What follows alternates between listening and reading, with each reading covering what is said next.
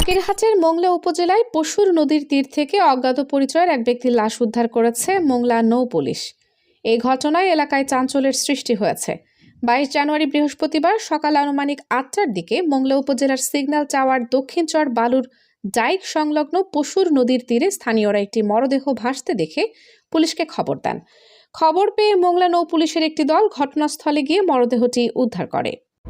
দেশ দর্পণ নিউজ, দেশের সাধারণ জনগণের সংবাদ মাধ্যম। আপনার সংবাদ এবং বিজ্ঞাপন প্রচারের জন্য যোগাযোগ করুন স্ক্রিনে দেখানো হোয়াটসঅ্যাপ নম্বরে। পুলিশ জানায় উদ্ধারকৃত মরদেহটি নদীর তীরে ভাসছিল। প্রাথমিকভাবে নিহতের বয়স আনুমানিক 50 থেকে 55 বছরের মধ্যে বলে ধারণা করা হচ্ছে, তবে তার নাম পরিচয় এখনো শনাক্ত করা যায়নি। মরদেহের শরীরে কোনো দৃশ্যমান আঘাত, ক্ষতচিহ্ন বা রক্তক্ষরণের আলামত পাওয়া যায়নি।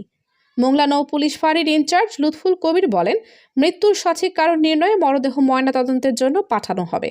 নিহত ব্যক্তির কাছে কোনো পরিচয়পত্র পাওয়া না যাওয়ায় পরিচয় শনাক্তে আশেপাশের থানায় খোঁজ নেওয়া হচ্ছে এবং নিখোঁজ সংক্রান্ত সাধারণ ডায়েরি যাচাই করা হচ্ছে।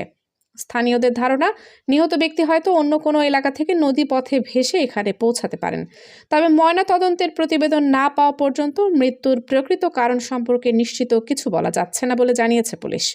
এ ঘটনায় তদন্ত অব্যাহত রয়েছে।